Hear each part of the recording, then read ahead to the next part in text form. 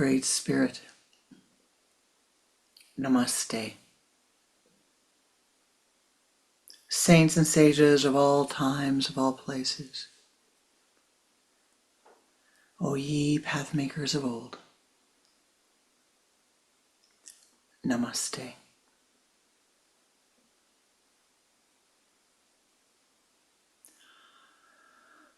Om Shri Babaji Yanamaha. Om Shri Lahiri Mahasayaji Yanamaha.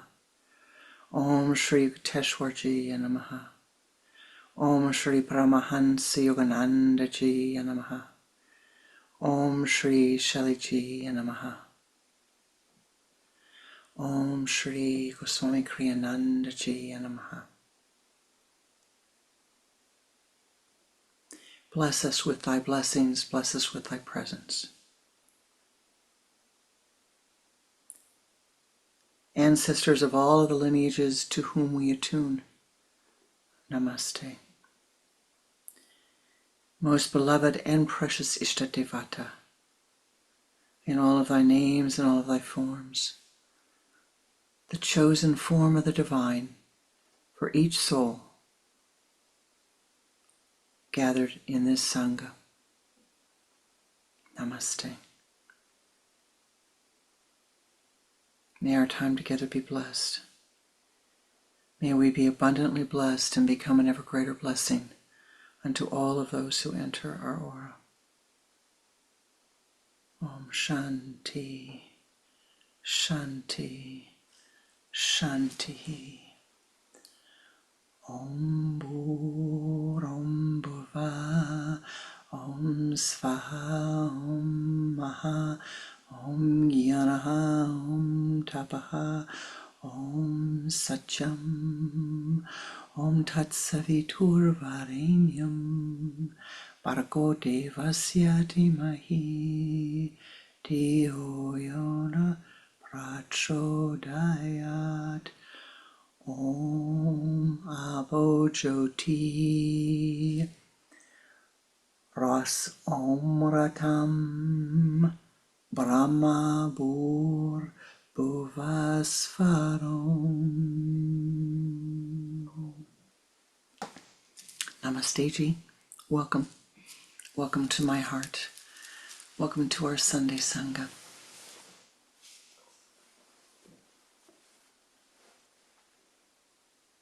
Once upon a yogi time, there was an archery contest. You know, archery, bows and arrows. Every year, this archery contest was held in a beautiful temple in Japan. Long, narrow walkway to get to the field where the archery contest was. The temple had 1,000 of the 1,000-armed Avalokiteshvara Bodhisattva that you see on the altar here. And the contestants, before the temple opened to the public, every morning of the day, they would go through the temple to receive the blessings of the Divine One.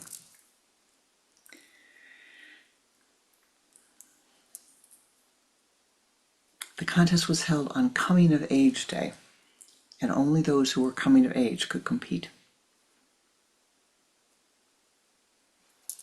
One day, contest is being held, and the reporters are there. What have you done to prepare? Oh, I practiced every day. Practiced every day, practiced every day, practiced every day. Well, I have a lineage. My grandmother, my mother, my father, everybody in my family is archer. And on and on. So, contest comes down to the last few people. And there's a target. And the young man gets up. And he's done really well up to this point, really well. And he pulls his bow and lets it go. Goes off to the side, nowhere near the target. The whole audience goes, oh. Next young man comes up, pulls the bow, and the arrow hits the outside of the target. At least it hits it. But the audience still goes, oh. A young woman comes up, pulls the bow. It's a little closer to the center, a little closer, but it's still not hitting the mark. Right now, she's winning. And finally, very young-looking woman, but it was her coming-of-age day, comes. She stands there very quietly, shuts her eyes, takes a deep breath, barely opening her eyes, pulls the bow, and the arrow flies right to the center. Right to the center. How'd you do that? How'd you do that?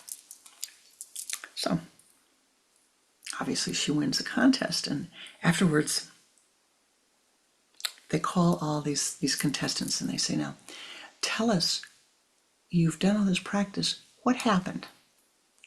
What happened when you were up here? And the first young man said, I practiced and practiced and practiced, but when I got here to this last time, I was distracted and I looked at everybody around me. I could see the target, but I was looking at everybody around me. They were in my picture. And I saw that lady chatting over there, and my bow went off.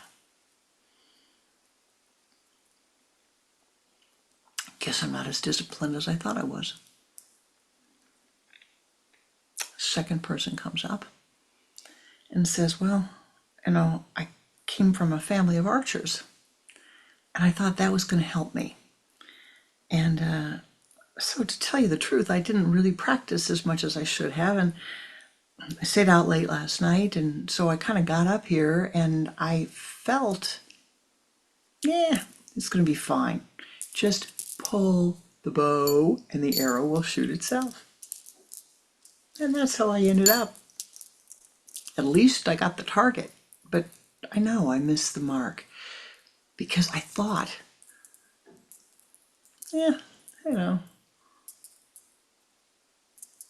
I'll do it. It'll be fine. It'll be fine. A woman comes up and she says, well, I practiced, and the only thing I saw was the target. I saw the target, and that's how I hit the middle ring of the outside ring target. And they come to the winner. They said, well, what did you do? We noticed that you shut your eyes. We noticed that you seemed to take a deep breath before you did anything. In fact, we couldn't even see if you opened your eyes when you pulled the arrow. And she said, well, and we haven't seen you here. We haven't seen you, on the field practicing.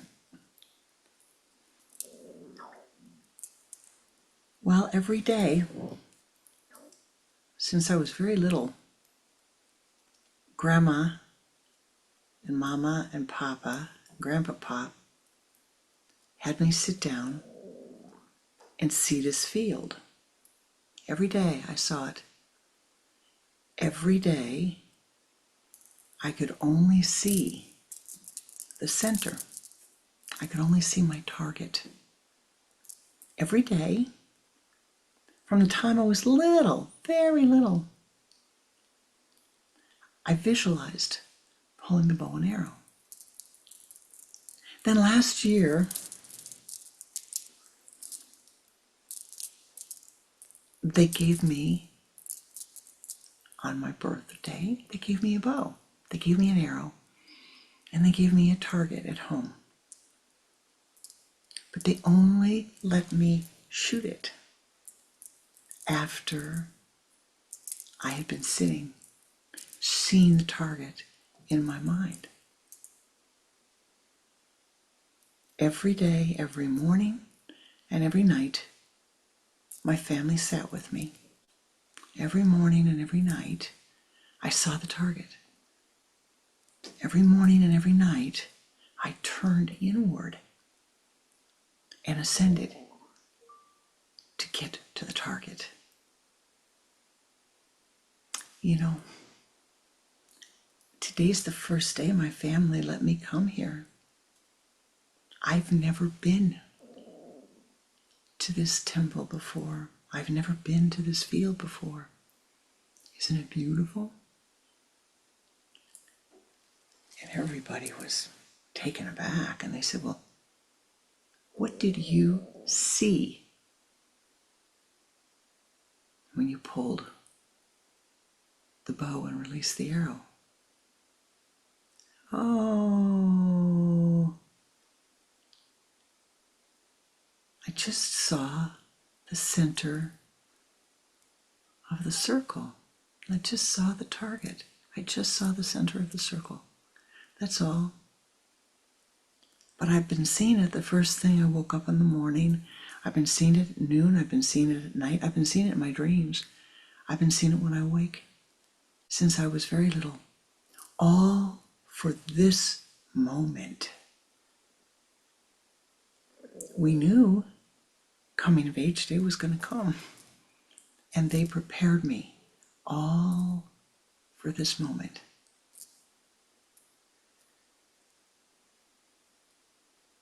And in this moment, I did what I prepared for.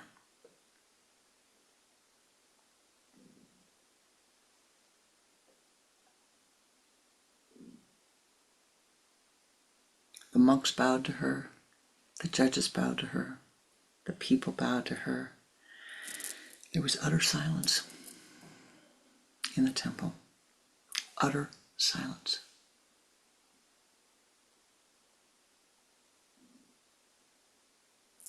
How is it? But she told them how it was. She told them what she did. She told them that she had help. Now, not many of us have the good karma, if you will. Good or bad, not many of us have the karma to have families that would say to us, here's where you're going. Sit down every day, every morning, every noon, every evening, and aim for that target. But we do have karma. We do have families. We do have mothers, fathers, brothers, sisters, teachers, friends, colleagues at work,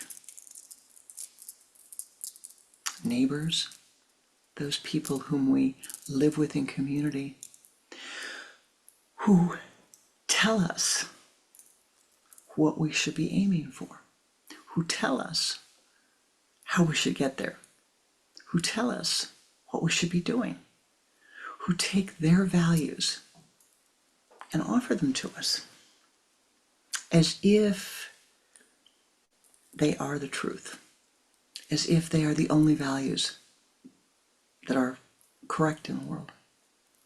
The mind becomes confused. The mind is impacted. Well, the science teacher said this, but the theology teacher said that. The French teacher said this, but the Spanish teacher said that. Like the baby, one of my disciples has a son, and they speak to the baby in Spanish. Mama speaks in Spanish, Papa speaks in Arabic, and then when they're speaking together, they speak in English. And the baby isn't talking yet. And the doctor says, well, it'll talk in time. It has to bring all these languages together to know, Mama says blue.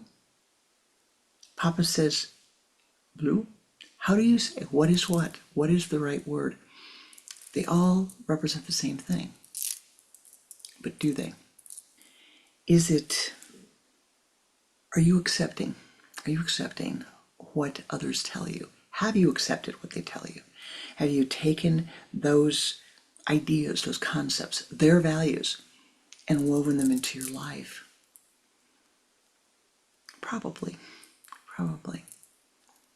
In fact, I would say yes, that you've picked up the values of your culture, your family. You may disagree with them today. You may have reached a point where you say, this is not working for me, this is not right for me. But you've picked them up. They've become part of you.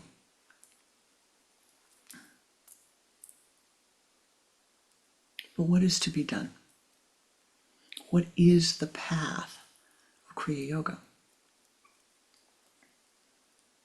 It's not a superhighway. It's a mystical path. You walk the path. It's a path filled with practices, with techniques, with methodologies to lead you to samadhi. That's a nice Sanskrit word. What does it mean? Well, how about to lead you to balanced, self-conscious awareness, to unselfish love, to lead you to the awareness of the reality, to lead you and reveal unto you that which you already are, the Atma, the self, not self, little ego self, but the Atma, the true self, that which you are. But Kriya Yoga always, first and foremost, begins with me, with you, with our primary experiences. It is not secondary, it is not tertiary, it is a path of mysticism, a path of primary experiences. What does that mean? Well, I show you a picture on the altar. I'll do that right now. There's a picture on the altar, right? On the, what would be facing the altar, to your right is a picture of Goswami Kriyananda. To the picture of the left is a picture of Sri Shaliji. Now, your primary experience is seeing that photo on my altar. But it's not really primary, it's secondary, because I've said to you, well, that's Goswami Kriyananda, and that's Sri Shaliji. My primary experience is taking that photograph at a retreat in Kauai. And I can say to you, that was a photograph that I took of Goswami Kriyananda at the retreat in Kauai, such and such a year, the weather was blah, blah, blah, the people were blah, blah, blah. That's my primary experience. We studied blah, blah, blah. Oh, that picture of Sri Shaliji. Yes, that was taken when Sri Shaliji visited Chicago at such and such a time, and we gave him that lei, and that's my primary experience. Your primary experience is my showing you those photos and telling you whatever story I've told you, or not, about the experience. But what's the tertiary experience? Well, that's when I say to you, oh, I see. Luca, I took a photo. I was on retreat and I took a photo of Goswami Kriyananda, and he's standing with the background, and it's a beautiful photo, and you would really like it. Oh, he's got a beautiful image on his face. Really, really nice. You haven't seen the photo. You didn't have the primary experience. You didn't have the photo. You haven't seen the photo. I told you about the photo. So you go off and you tell Johan, oh, you know what? There's a photo taken on retreat by Swami Pranananda of Goswami Kriyananda in Kauai on the retreat, on the veranda. And it's a wonderful photo. It's a wonderful photo. Oh, it's so wonderful.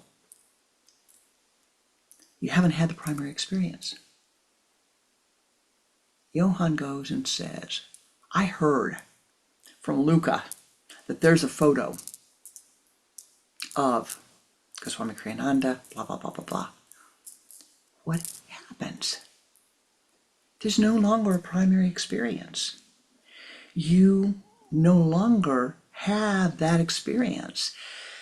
You have Prananda's primary experience, but she doesn't even, show the photo to Luca. She tells Luca about it. So Luca has a secondary experience, and that secondary experience is not even seen. It's her words describing. So what does she say?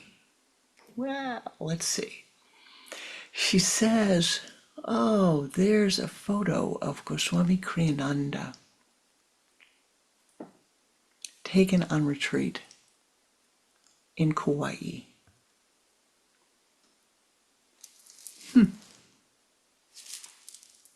You can make up what that photo looks like.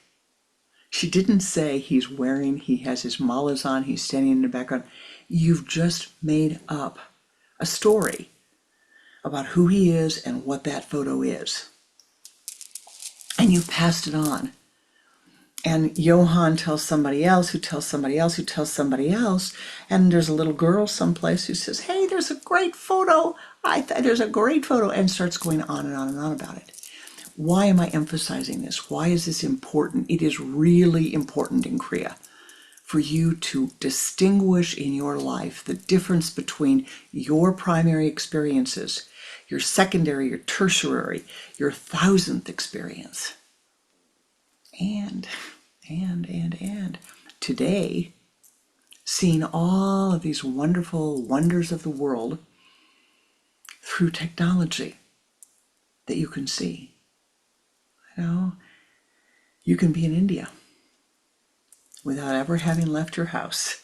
You can go to the Kumbh Mela. You think it's a primary experience. Your subconscious mind says, oh, it's a primary experience.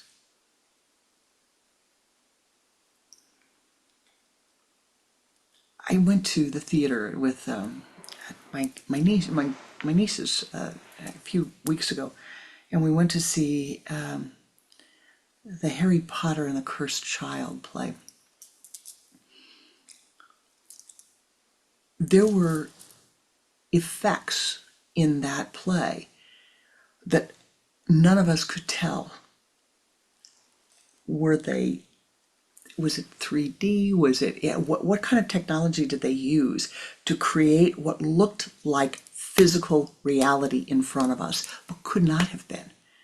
And the mind couldn't wrap around it. It kept saying, what is this? I'm here, I'm seeing it, but the reality of it was very confusing.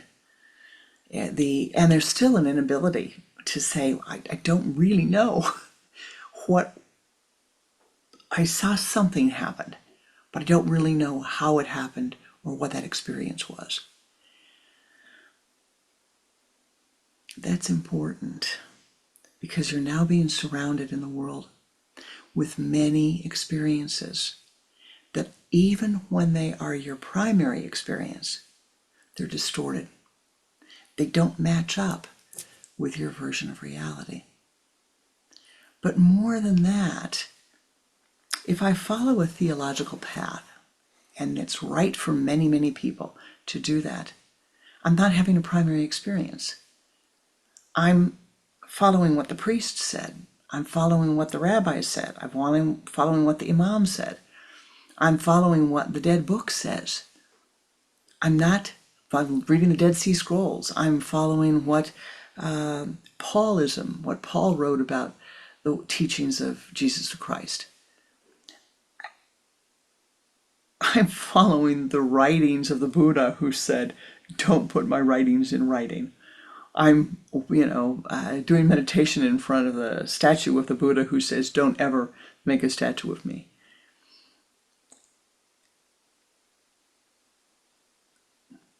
It's not bad, my beloved. It's just there is a necessity of being strong enough, having enough courage to say, I think I'm going to have a primary experience. I think I'm going to try this path. of primary experiences. I'm going to have the strength to let go, the courage and the strength to let go of what? Your preferences, your biases, your prejudices, your preferences, your idea that, oh, God did it to me. Mama did it to me. Papa did it to me. It's been this way forever. It has to be this way forever. In Kriya Yoga, there is only one way that the truth is revealed. And it is through your meditation, your reliance upon your intuition. Not mine, but yours. Now we have to validate, we have to learn all kinds of methodologies to say, well, is this the emotionality of the mind rising? Or is it truly my intuition? You hear that you're supposed to jump off of a cliff or you're supposed to harm another person. That's not your intuition. That's the emotionality of the mind. Thus, there must be other practices that we use to prepare oneself, to see, to validate, yes, this is intuition. No, this is not intuition. But today, we're living in the world, a world where there are others who have the great capacity, if and only if you allow them, to bring confusion, chokos, chaos, to your life. Not by what they're doing, but by what they're speaking, by what they're saying they're going to do. The louder somebody yells, the harder it is to ignore them. If you're in relationship to the yelling, you're down playing with the neighbors, a little child playing with the neighbors in our backyard, we have children who play at, the one mom who lives on this side will holler across to the other mom, would you tell Reagan that it's time for dinner? So, this mom is yelling at this mom, and, this mom is saying, it's just like a relay, it's time to go home for dinner. Dinner's going to be ready in 10 minutes, But it doesn't matter how much the mom on the one side hollers. Ray's just playing. She can't hear her mom. She doesn't know. As soon as she hears somebody, doesn't have to be mom, somebody in a position of authority saying, it's time to go home for dinner, your mother's waiting for you, she acts. She doesn't question, oh, does this person have authority to tell me to go home for dinner? She hears and she goes. Now, my beloved, what about you? What about you? How much discernment are you using with what you're hearing around you? How much? What discernment are you using?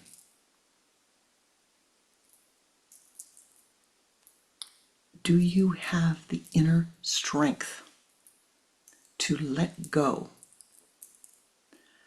of all of the ideas, all of the chatter, all of the noise, all of the loudness around you, all of the emotionality around you, and say, I think I'm going to try to turn inward. I'm going to try to turn upward.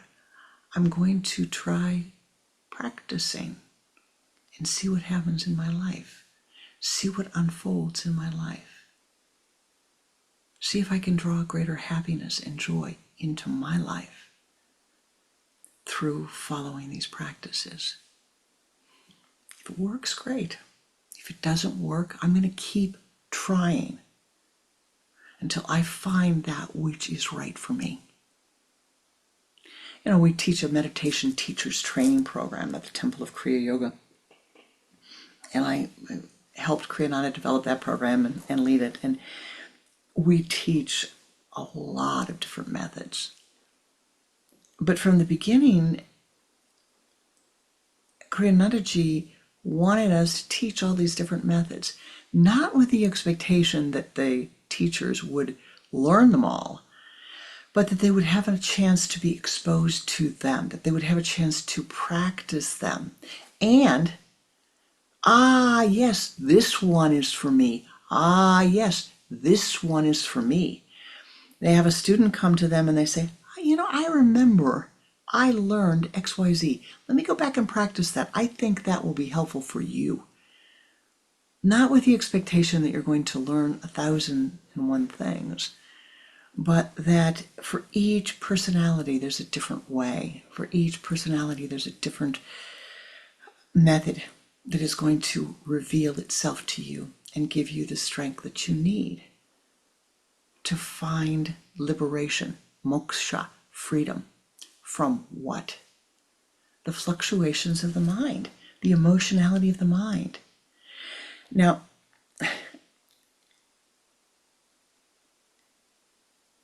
I know I can hear some of you saying, well, it's just impossible with everything that's going on. I can't possibly be. I can't let go. The mind has a fear. Oh, if I let go, what's going to happen? If I don't worry, what's going to happen? If I'm not enmeshed in the news, what's going to happen? If I'm not enmeshed in social media, what's going to happen? How is life going to continue? Oh, it's irresponsible. No. Your purpose here, what you came here for, is to find your path, to find samadhi, to become enlightened. And God doesn't give it to you. He doesn't come down and tap you on the shoulder and say, here we go. It's all yours. Guru doesn't come down and tap you on the shoulder and say, here we go, it's all yours. Would that could happen? You and you alone must turn inward and ascend upward. Strength. We've been talking about strength the last month, really. The strength to let go of resentment. The strength to let go of anger. The strength to let go of your opinions. The strength to let go of your righteousness. The strength and the courage to trust that you can turn inward and receive the direction you need to go in the way that's the best for you. And if you turn in the wrong direction, you stop. Turn inward again. And maybe sometimes you need to stop at the corner store and get directions. Maybe you do need to sometimes find a teacher or find a guru or find a practice. I mean, the most valuable thing about Kriya Yoga is it's a living tradition. This particular way didn't help you. Let me see what else there is that you can try that will bring you that which you're seeking. The three jewels above the head of God: wisdom, compassion, nonviolence. All must be cultivated. For all, wisdom, compassion, and nonviolence, one must have the strength to let go of your attachment to your preferences. And am I ever going to let go of my attachment to blue? Am I ever going to let go of preferring that color? Oh, that color. I let go of my attachment to it. I can actually wear other colors and see the beauty and feel the vibration of the other colors. But I still say, yes, if I'm going to choose, some days this would definitely be a preference, but I'm not attached to it. You hand me pink, you hand me yellow, you hand me gold, you hand me green, and I will find the beauty in that. The same is true for you. The ancient texts, the ancient teachings do not say that you must let go of your preferences, but rather that you must let go of your attachment to your preferences. That we seek to have the strength and the courage. Who am I if I let go of this? Who am I? Is the question that we ask so often with angst. They're taking this away from me. Who am I? Do I still have the courage if I cannot do X, Y, and Z? And the answer is yes, you do. You do. You can.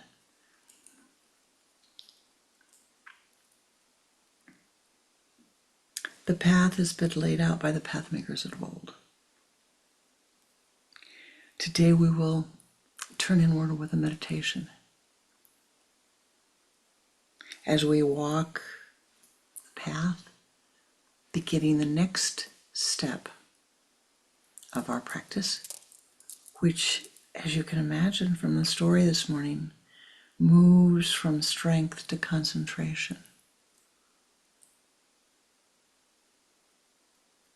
What you perceive in your mind, what you do in your mind, what you do with your thoughts, my beloved, what you do, the Kriya, the action, this is what you draw into your life. Whenever there's a problem, do not look outside of yourself.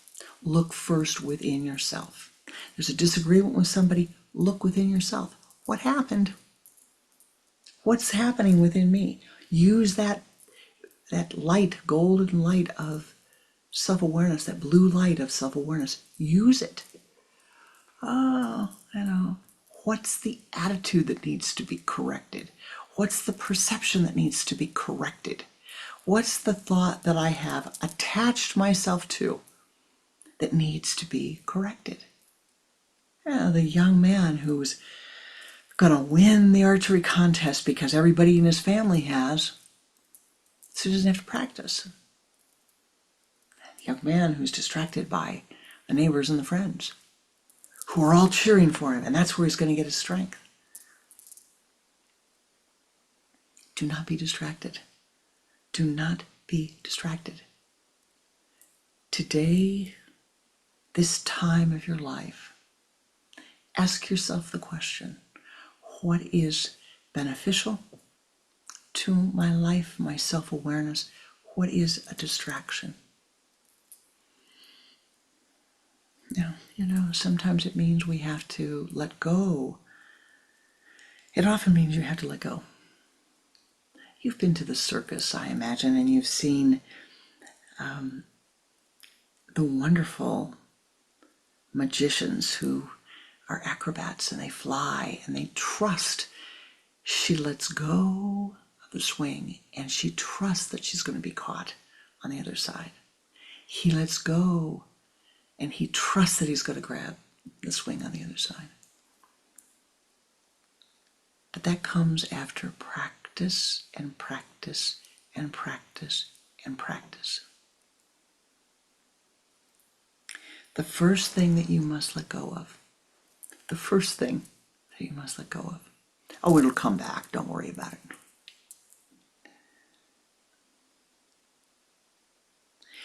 is your attachment to the emotions that rise in your mind. Your attachment to feeling, oh, I'm alive, I'm alive, I'm alive. I feel excitement. Oh, excitement.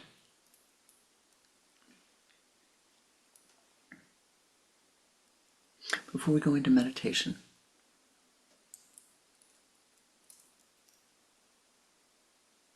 I'm going to leave you with this thought. You do have the strength. It's really a matter of saying to yourself, well, I'm going to give it a shot. Yeah, it's pretty rough, but I'm going to give it a shot. I'm going to try this path. Study, reflection, and meditation. Try to let go for a moment of my attachment to my preferences. Doesn't work, so what? Keep trying until you find that path that leads you to enlightenment, that leads you to balanced self-conscious awareness, that leads you to be able to see the reality, that leads you to that which you were seeking in life. Not this, easy come, easy go. Yeah, not so easy to have these bodies created. They're quite a blessing that we come into this world. You have worked hard to incarnate, and you have worked immensely hard to hear any part of mystical teachings.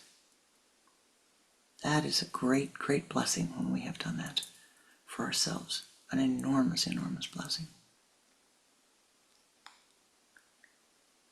Give yourself the blessing.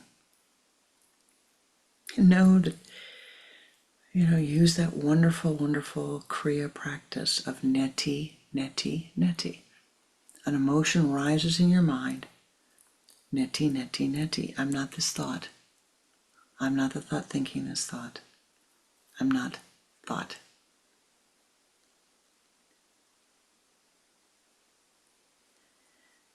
In this week, as you go about your week in practice, perhaps you would find it meaningful to observe during the week. Just observe. What is it that what people, events, things, and situations push the button of emotionality in your mind? What are you doing when the emotionality rises? Maybe you should be like the gardener who goes out and becomes a master gardener and spends her time tending to her bees and to her flowers and to her garden, touching the earth, not worrying about what's on social media, not worrying so much about what others are saying, but going out and becoming one with life. What can you do that gives you a primary experience this week? And when you find yourself dragged off into the emotionality of the mind, turn around and meditate, meditate, meditate, meditate. We're going to close our practice today with a meditation. And the meditation will be segregated from the other teachings, as Warren is so graciously doing, and it'll be on the YouTube channel, and you'll be able to listen to it again and again as it's helpful to you. Do it on your own also. But make a little list for yourself.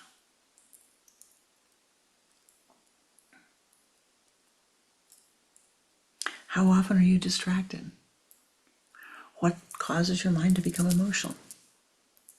What causes your mind to become upset?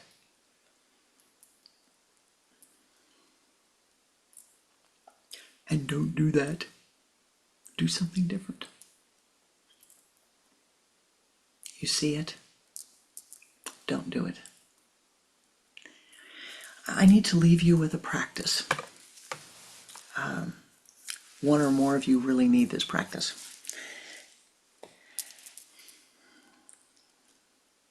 You're working, or you're in a situation where there's a group of people, and you're aware that there may be a lot of activity, chokos, chaos, all right, among the people. And you don't want to step into the stream of that, right? So what do? Before you go in, you stop and you mentally see the room, the people who are coming in the room, people you know are going to be there. And you may say, well, I don't really know who's going to be there. And I'll say, okay, fine. Allow your mind to reveal that to you. You'll be amazed. You'll see, wow, this person's going to be here. This person's going to be here.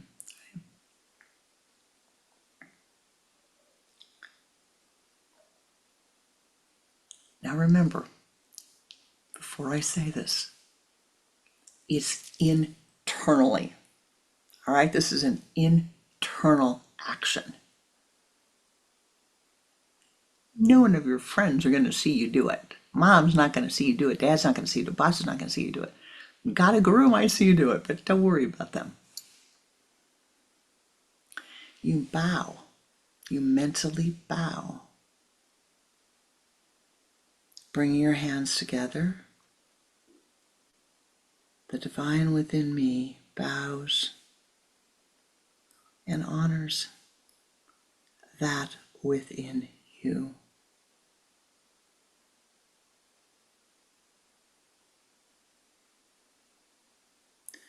Om Sarvesham Svastir Bhavatu. Sarvesham Shantir Bhavatu. Sarvesham Purnam Bhavatu. Sarvesham Mangalam Bhavatu. May all be blessed with good health. May all be blessed with peace. May all be blessed with abundance. May all be blessed with equanimity.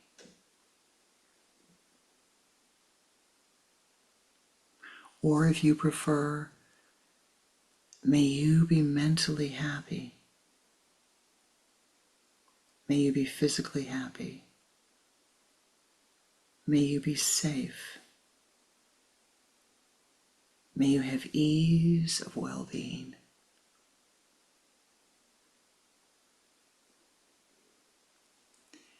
Do not worry if you get the words exactly right. Allow them to come from your heart. The words of blessing to another. Just speak this silently before you go into the room and allow that feeling state to radiate forth from you so that all interaction you have, somebody is saying something and you disagree with them. You don't have to disagree. It is not necessary, my beloved, for you to express your opinion on everything. I know that's hard to believe.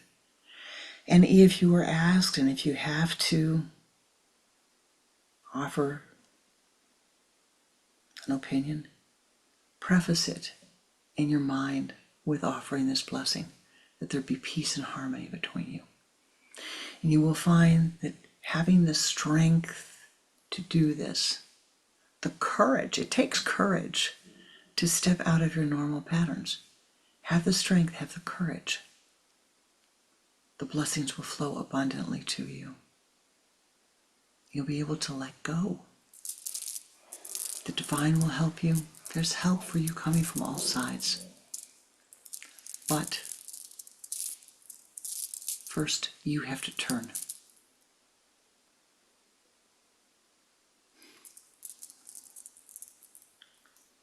The divine ones are not going to come down and tap you on the shoulder. But if you turn towards them, they will be there with their arms wide open, saying, yes, yes, yes. And now let us turn inward and meditate. Sit with your spine erect as you're comfortable, as you're able. And place the hands in the Om Mudra, the index finger and the thumb together. Place them on your thighs.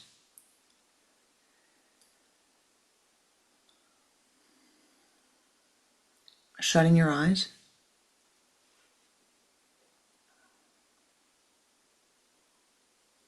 Focus the attention at the sun center. And turn your head to the left, exhaling twice. Bring the head back to the center. Begin to watch your breath. Use the sipping breath to pull the energy first from the limbs to the trunk.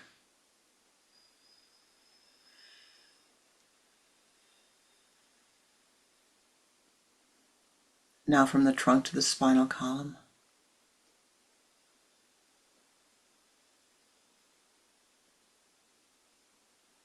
From the base of the spine to the sun center.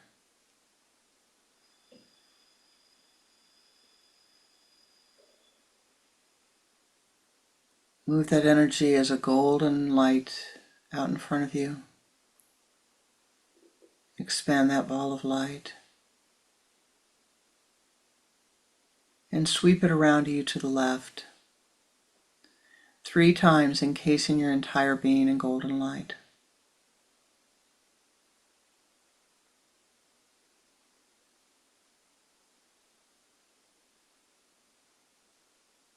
Expand that golden light. And now ascend above the room, above the building, above the continent. Ascend to the high place.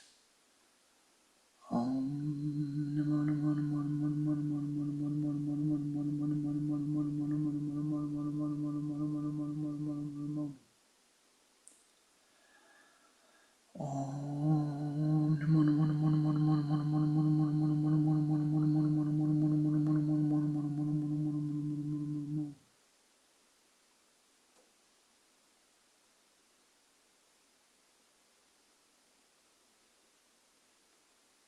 Find yourself in the place of meditation.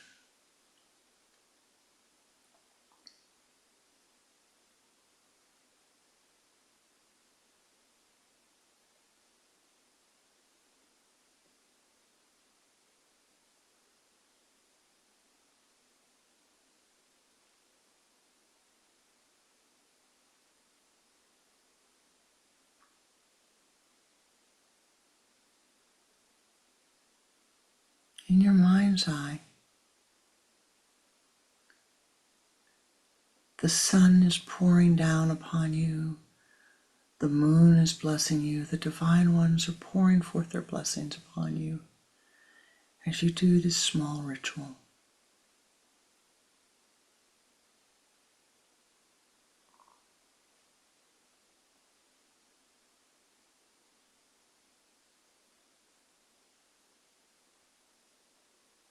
From the ground in front of you, the loam is rich, the soil is rich.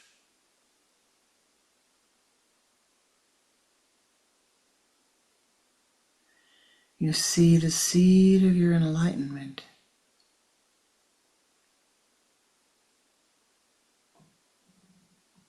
shining in the loam.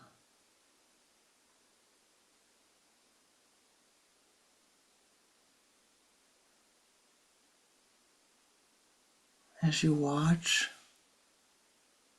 the seed breaks forth.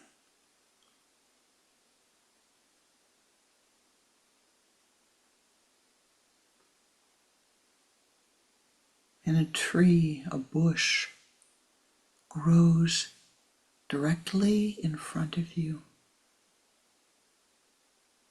So close that you can reach out.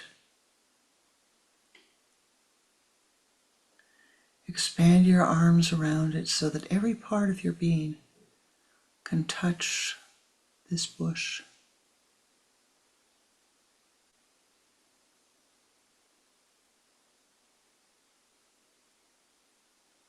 You feel good about the bush.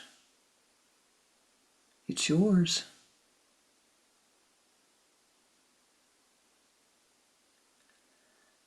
And as you reach out to touch it,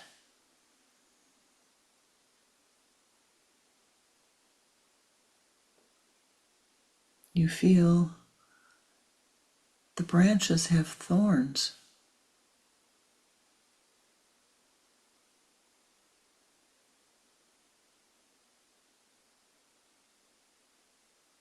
Sharp thorns.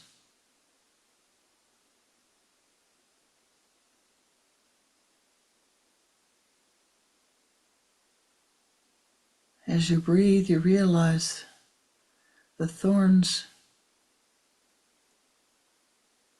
are your preferences. The thorns is the karma, your attachment to your preferences.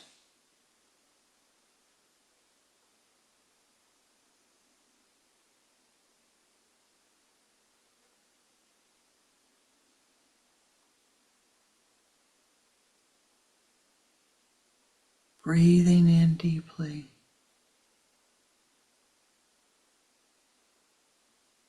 Feeling the light of the sun pouring down upon your crown center, filling you, blessing you.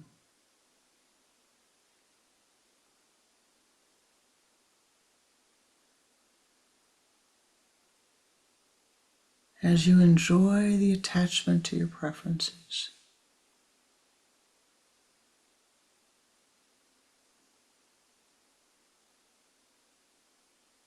you feel their heaviness.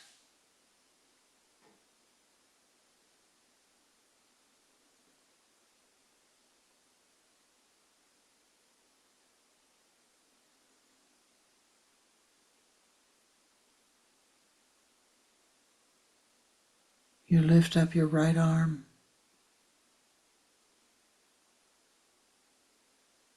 away from the thorns. You move your hands, your feet, your leg away from the thorns.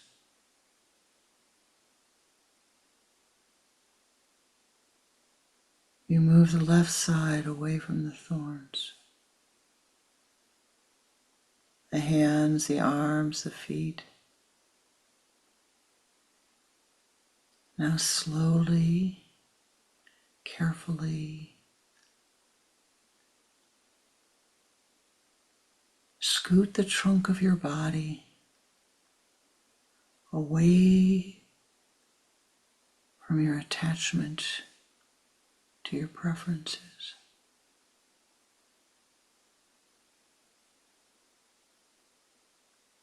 Breathe in the light.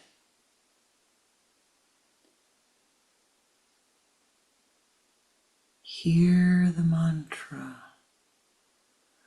Aham Brahmasmi.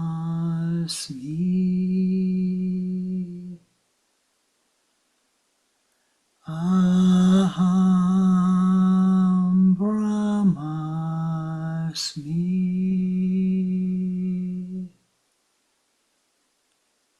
Aham Brahmasmi.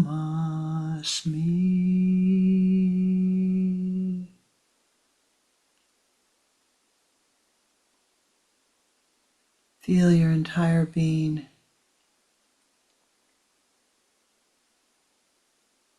filled with the strength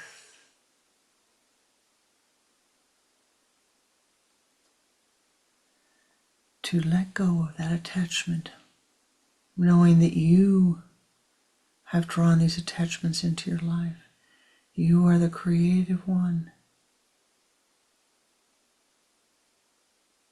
Feel that strength pouring to you from all sides, filling your entire being with bliss.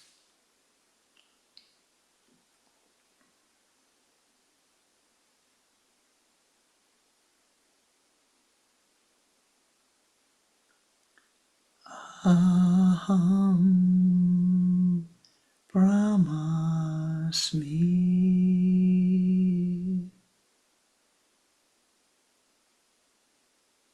The pointed, sharp edges of the thorns recede. Aham Brahmasmi.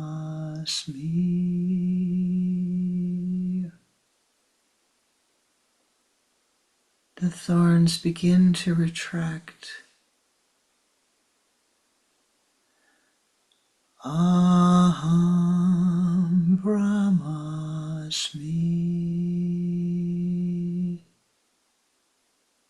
The poison of the attachment dissolves away.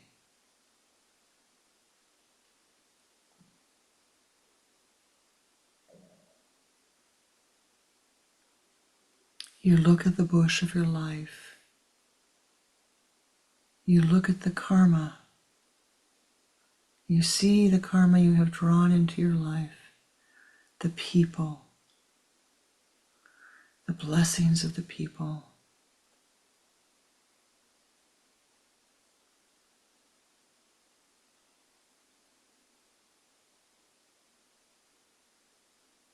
the events,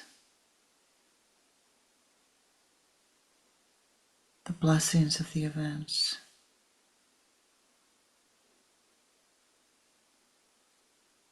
the things, the blessings of the things, the situations, the blessings.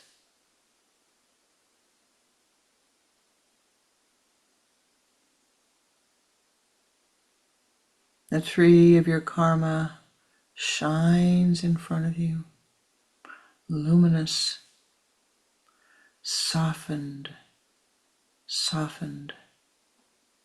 made more harmonious by your ritual. Some neutralized, some set aside to come at a time they are better handled. All softened, all softened, all softened. Breathe in the light of Anandic bliss. Breathe in the light of strength,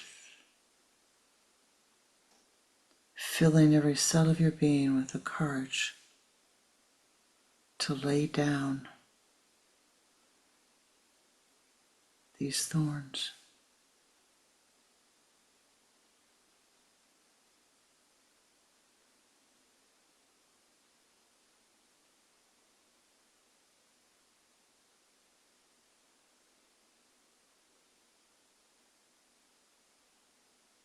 And watch as the tree, the bush blossoms with the flowers of wisdom,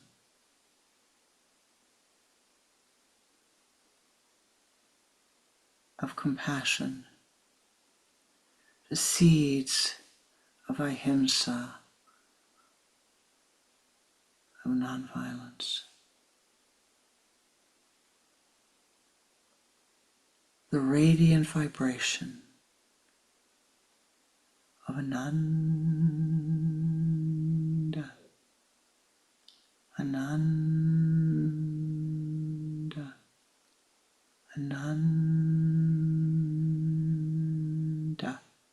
da, da.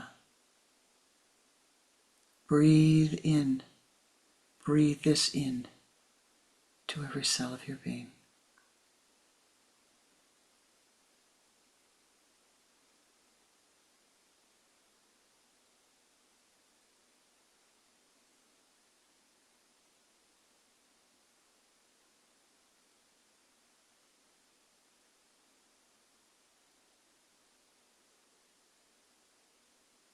And now together let us ascend to the high place.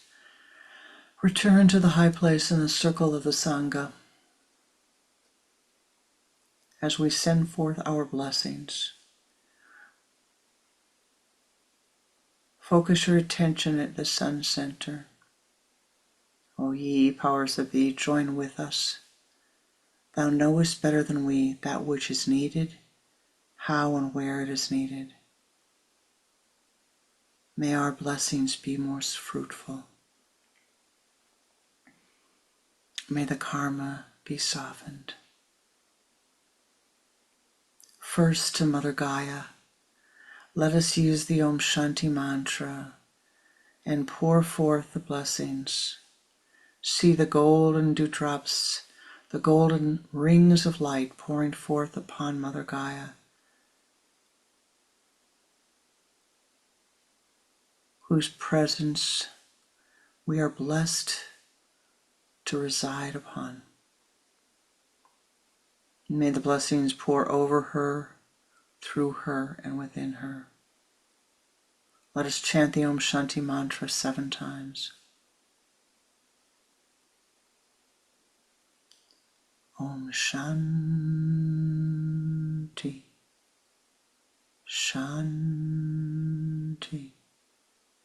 Shanti, Om Shanti, Shanti, Shanti, Om Shanti, Shanti, Shanti, Om Shanti, Shanti, Shanti, Om Shanti, Shanti, Shanti, Om Shanti, Shanti, Shanti, Om Shanti, Shanti, Shanti.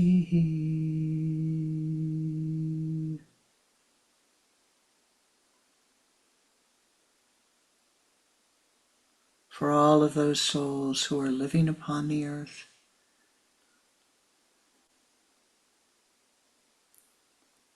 with water insecurity,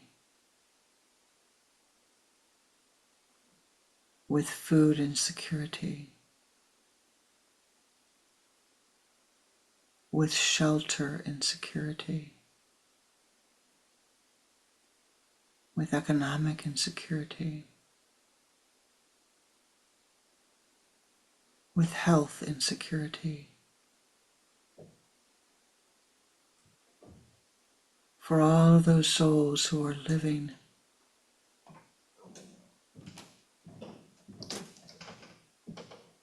in chaos, whose emotions are driving their karma. Let us chant the Om Shanti mantra for all of those needs that we cannot see, for all of those who need help. And let us chant the mantra 12 times, moving through each sign of the zodiac, each of the 12 states of consciousness, that all beings upon the earth and in all realms will be blessed, barring none.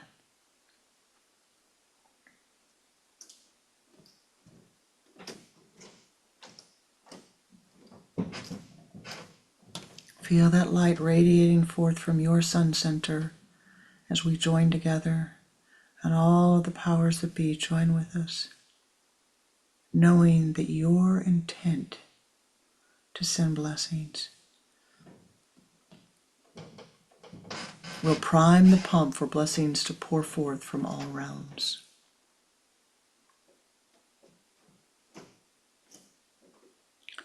Om Shanti, Shanti, Shanti, Om Shanti, Shanti, Shanti, Om Shanti, Shanti, Shanti, Om Shanti, Shanti, Shanti, Om Shanti, Shanti, Shanti, Om Shanti, Shanti, Shanti, Om Shanti, Shanti, Shanti, Om Shanti, Shanti, Shanti, Om Shanti, Shanti, Shanti, Om Shanti, Shanti, Shanti, Om Shanti, Shanti, Shanti, Om Shanti, Shanti, Shanti.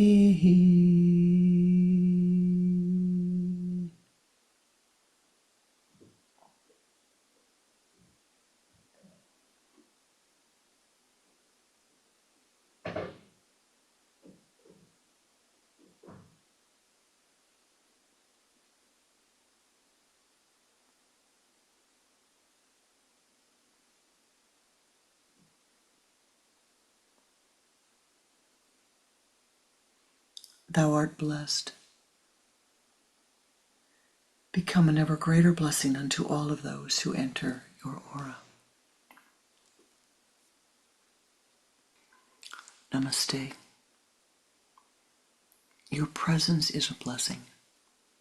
Your meditative energy is a blessing. You are a blessing.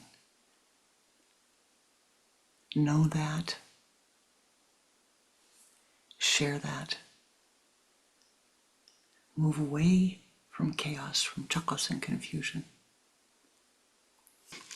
Wednesday, the 29th of January, I think it's Wednesday, the date is the 29th, we will have our monthly ritual for the departed. I will send a notice out to all of you. You are all welcome to join us. Next Sunday at 10 o'clock,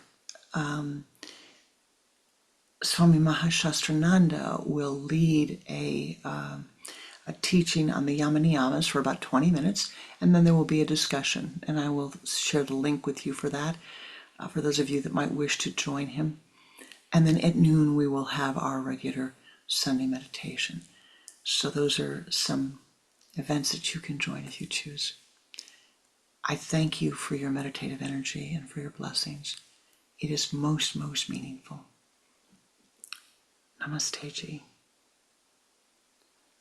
Namaskar.